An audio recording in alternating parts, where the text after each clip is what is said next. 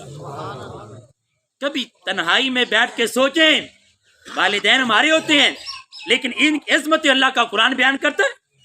والدین ہمارے ہیں، ان کی عظمت و شان میرے مصطفیٰ کی پاکیزہ اور مقدس زبان بیان کرتی ہے، اور جن کے رتبے اللہ بیان کرے کیا ان کے رتبے کوئی تھوڑے ہیں؟ جن کے رتبے میرے مصطفیٰ بیان کریں کیا ان کے رتبے کوئی تھوڑے ہیں؟ لیکن یقین کریں کئی لوگ اس کی طرف توجہ دیتے نہیں، ورنہ تو باپ کی جو حیثیت ہے، کنز الامال کی حدیث مبارکہ ہے، نبی کریم صلی اللہ علیہ وسلم کی ذات ببرکات نے ارشاد فرمایا، من سرہ ان ینظر اللہ راضیا ام ساخطا فلینظر الی ابی، فرمایا میرے صحابہ جو یہ دیکھنا چاہتا ہے کہ اس پہ اللہ راضی ہے کہ ناراض ہے۔ ہمیں سے ہر ایک بندہ چاہتا ہے مجھے پتا چلے کہ اللہ میرے اوپر راضی ہو گیا ہے، ہر ایک کی چاہت ہے۔ تو حضور دل تو بڑا کرتا ہے لیکن اللہ تو نظر نہیں آتا، ہمیں کیسے پتا چلے گا وہ ہم پہ راضی ہے؟ جب نظر نہیں آتا پتا کیسے چلے گا؟ تو دیکھیں حضور نے وظیفہ پہ کیا بیان کیا، من سرہ ان ینظر اللہ راضیا ام ساخطا، جو یہ دیکھنا چاہے کہ اللہ اس پہ راضی ہے یا ناراض ہے تو محبوب کریم فرماتے ہیں فَلْيَنْظُرْ إِلَىٰ أَبِيهِ، اسے چاہیے وہ جا کے اپنے ابا کو دیکھ لے، اپنے والد کو دیکھ لے، اگر والد راضی ہے تو سمجھ لے اللہ بھی راضی ہے، اور اگر والد ناراض ہے تو اللہ راضی ہو سکتا۔ ایک دوسری حدیث بھی آپ کو ترمذی شریف کے اندر سیاستہ میں ہے، نبی پاک صلی اللہ علیہ وسلم ارشاد فرماتے ہیں رضا الربی فی رضا الوالد و ساقۃ الربی فی ساقۃ الوالد، فرمایا میرے صحابہ رب کی رضا وہ باپ کی رضا میں ہے۔ کیا مطلب؟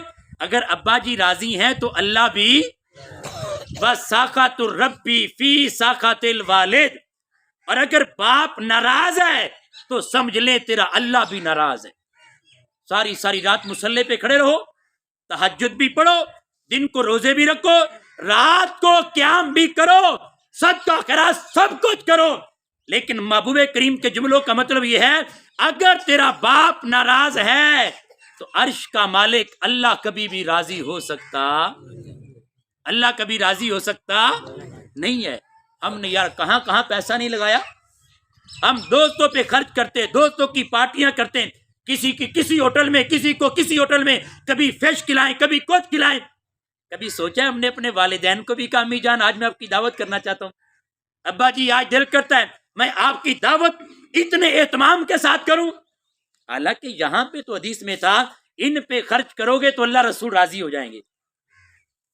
سوچیں کبھی۔ اور پھر ہمارے کریم آقا صلی اللہ علیہ وسلم کی ذات بابرکات نے باقاعدہ طور پہ اس بات کو بیان کیا، فرمایا الوالد اوسط ابواب الجنہ ان شئت فادع ذلک الباب او فزہ، فرمایا میرے صحابہ جو تمہارے والد ہوتے ہیں نا، والد کو میرے رب نے جنت کا مین دروازہ بنایا ہے، جنت کا درمیانی دروازہ، فرمایا ان شئت فادع ذلک الباب او فزہ، اب تیری مرضی ہے چاہے دروازے کی حفاظت کر یا اسے توڑ دے، اگر دروازے کو توڑے گا تو پھر جنت جا سکتا نہیں ہے، اگر دروازے کی حفاظت یعنی ابا جان کی خدمت اطاعت تو اس کا مطلب ہے میرا رب تجھے جنت میں اعلیٰ مقام عطا فرمائے گا۔ دیکھیں نا محبوب کریم علیہ الصلوۃ والسلام تھے، جب ایک صحابی نے یہ پوچھا حضور ہمیں والدین کے بارے میں کچھ بیان کریں، ان کی عظمت و شان، تو حضور نے پتا کیا فرمایا، ہما جنتو کا و نارو کا، فرمایا تیرے ماں باپ وہ تیری جنت بھی ہیں وہ تیری جہنم بھی ہیں، خدمت کرے گا تو تیری جنت ہے، ناراض کرے گا، اطاعت سے منہ پھیرے گا، انہیں دھکے دے گا تو اس کا مطلب ہے تو نے دنیا میں جہنم خرید لی ہے۔ ورنہ دیکھیں محبوب کریم علیہ الصلوۃ والسلام کا یہ فرمان بھی حدیث میں موجود ہے، نبی پاک علیہ الصلوۃ والسلام فرماتے ہیں 4 قسم کے افراد ایسے ہیں وہ چلتے زمین پہ ہیں لیکن میرے رب نے نام ان کا پہلے ہی جنت میں لکھ دیا ہے، حالانکہ فیصلے فوت ہونا، پھر قبر میں پہنچنا، برزخ کے معاملات، پھر قیامت، پھر فیصلے، لیکن فرمایا یہ بندے وہ ہیں یہ چلتے زمین پہ ہیں، رب نے نام جنت میں پکا کر دیا۔ تو ان میں سے ایک آج ہماری بات سے موضوع، حضور نے پتہ کیا فرمایا، فرمایا وہ نوجوان کہ جس کی جوانی میں والدین فوت ہو جائیں لیکن ماں باپ اس بیٹے پہ راضی ہو تو میں میرے صحابہ اس بیٹے کا نام میرے رب نے جنت میں پکا فرما دیا ہے، یہ جنت میں نام لکھا جا چکا ہے۔ اور اگر اس کی طرف دوسری حدیث دیکھیں تو نبی پاک علیہ الصلوۃ والسلام نے ارشاد فرمایا کہ 4 قسم کے افراد ایسے ہیں وہ جنت کی خوشبو بھی نہیں سونگھ سکتے۔ حضور نے وضاحت بھی کی، حالانکہ جنت کی خوشبو 1000 میل دور جائے گی، 1000 میل دور اگر دیکھیں تو شاید شور کوٹ سے کراچی 1000 میل ہو، اتنی دور جنت کی خوشبو جائے گی، لیکن محبوب فرماتے ہیں 4 بندے جنت کی خوشبو سونگھ سکتے، 4 بندے، ان میں سے نبی کریم صلی اللہ علیہ وسلم نے ایک فرمایا وہ جو اپنے والدین کا نافرمان ہے، ماں باپ کا نافرمان، وہ جنت کی خوشبو سونگھ سکتا؟ حالانکہ 1000 میل دور جاتی ہے، تو جو خوشبو نہیں سونگھ سکتا وہ جنت کے قریب کیسے جائے گا؟ اور یہ نعمت اللہ کی قسم، والدین، ان کا بڑھاپا، ان کی صحت ہو یا بیماری ہو، جو بھی کیفیت ہے، یہ بچے کے لیے وہ ابر کرم ہے، وہ رحمتوں کا سایہ ہے۔ یہ جب چلا جاتا ہے تو میں کہتا ہوں کائنات میں سر چھپانے کے لیے جگہ نظر نہیں آتی، ہر طرف اندھیرے ہی اندھیرے ہوتے ہیں، اجالے ختم ہو جاتے ہیں۔ اسی لیے میرے کریم آقا علیہ الصلوۃ والسلام نے ایک جگہ پہ ارشاد فرمایا ان من اجلال اللہ تعالی اکرام ذی الشیبۃ المسلم۔ اس کا مفہوم میرے صحابہ، کیا تم اللہ کی عزت کرنا چاہتے ہو؟ جی حضور، اللہ کی عزت تو کرنا چاہتے ہیں، ہم وہ لوگ ہیں، ہم تو اپنے پیر صاحب کا ادب کرتے ہیں، اپنے استادوں کی عزت کرتے ہیں، اپنے مسجد کے امام کی عزت کرتے ہیں، نبی کی اہل بیت ان کی عزت کرتے ہیں، نبی کے صحابہ ان کی عزت کرتے ہیں۔ یار جب اتنوں کی عزت کرتے ہیں تو کیا ہم اللہ کی عزت نہیں کرتے؟ بالکل، لیکن عرض کی عزت اس کی ہوتی ہے جو سامنے نظر آئے۔ یہ دیکھیں استاد آئے بندہ کھڑا ہو جائے، یہ استاد کی عزت ہے، ماں باپ آئے بندہ کھڑے ہو جائے ہاتھ چومے، یہ ماں باپ کی عزت ہے۔ تو کہا حضور اللہ تو نظر نہیں آتا، نہ اس کے ہاتھ پاؤں چومے جا سکتے ہیں، نہ یہ کیفیت ہے، تو پھر اللہ کی عزت کیسی ہوگی؟ میرے کریم آقا نے بڑا پیارا جملہ ارشاد فرمایا، فرمایا ان من اجلال اللہ تعالی اکرام ذی الشیبۃ المسلم۔ فرمایا اللہ کی عزت یہ ہے اگر تمہارے محلے میں، اڑوس پڑوس میں، علاقے میں کوئی بزرگ، کوئی بابا جی رہتے ہیں، فرمایا تم بابے کی عزت کرو، سمجھ لو تم نے اللہ کی بھی عزت کی ہے۔ جو کسی بزرگ کی عزت کرتا ہے وہ گئے کس کی عزت کرتا ہے؟ بولے اچھا یار، محلے میں، علاقے میں، دیہات میں اگر کوئی بزرگ ہو اس کی عزت کریں، رب کی عزت بھی ہوتی ہے، اللہ راضی بھی ہوتا ہے، تو مجھے بتائیں اگر وہ بزرگ بھی ہو، ساتھ میں ہمارے ابا جی بھی ہوں، ان کی خدمت کریں گے تو اللہ کتنا راضی ہو جائے گا۔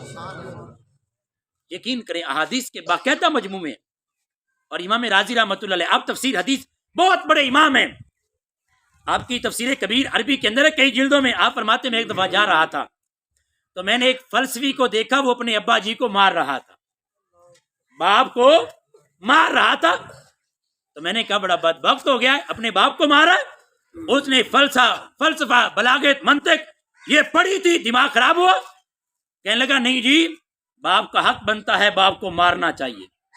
ہم نے کبھی یہ سنا ہے باپ کو مارنا چاہیے؟ سنا نہیں، لیکن لوگ مارتے بھی ہیں کہ اللہ معاف فرمائے، یقین کریں بڑے بدبخت لوگ ہیں۔ کہتے وہ فلسفی کہنے لگا کہ حضرت جی باپ کو مارنا چاہیے، یہ باپ کا حق بنتا ہے۔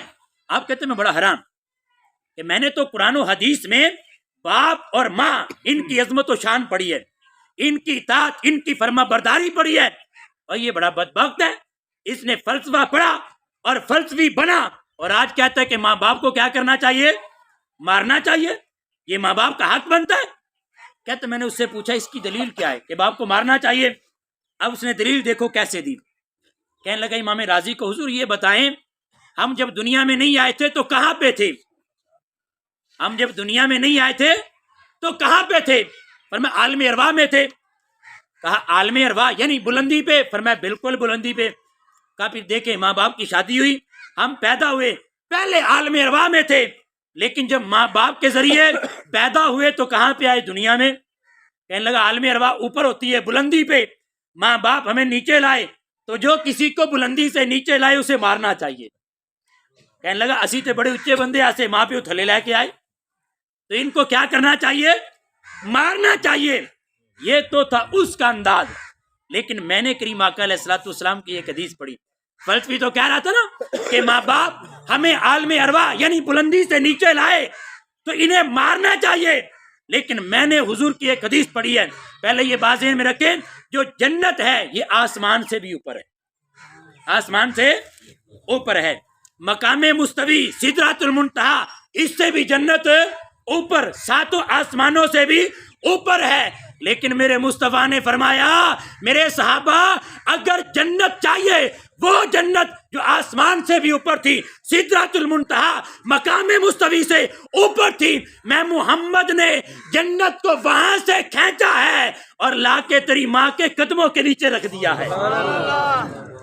محبوب تو جنت کو وہاں سے ماں کے قدموں کے نیچے لا رہے، اور یہ بدبخت کہتا ہے کہ ہمیں ماں باپ اوپر سے نیچے لائے. تو نیچے لانے سے بندے کی شان کم نہیں ہوتی. محبوب کریم کی بارگاہ میں ایک صحابی حاضر ہوئے، کہنے لگے یا رسول اللہ، جب آپ کی صحبت میں ہوتے ہیں نا ہمیں جنت جہنم سامنے نظر آتی ہے، لیکن جب گھر میں جاتے ہیں تو یہ کیفیت رہتی نہیں، یہ کچھ چیزیں بھول جاتی ہیں. تو حضور علیہ السلام نے پتہ کیا فرمایا؟ فرمایا میرے دربار میں تمہاری جو حالت ہوتی ہے گھر میں جا کے بھی اگر ویسی رہے، فرمایا تم بستر پہ جا کے لیٹو گے اللہ کے فرشتے تمہارے ساتھ مصافحہ کریں گے. اگر بندہ شریعت کا پاسدار رہے نا تو فرشتے سلام کرتے ہیں. شان بندے کی کم ہوتی، ہاں جب بندے نے گناہوں میں اپنے آپ کو مگن کیا، اللہ رسول کی نافرمانی کی، پھر تو ظاہر بات ہے گندا ہونا ہی ہونا ہے. حضور باب اللہ شاہ نے اسی بات کو سمجھایا. آپ فرماتے کن فیکون، جد رب فرمایا اتیسی بھی اوتھے ہاسے. عالم ارواح میں سارے تھے، حضور باب اللہ شاہ فرماتے کن فیکون، جد رب فرمایا اتیسی بھی اوتھے ہاسے.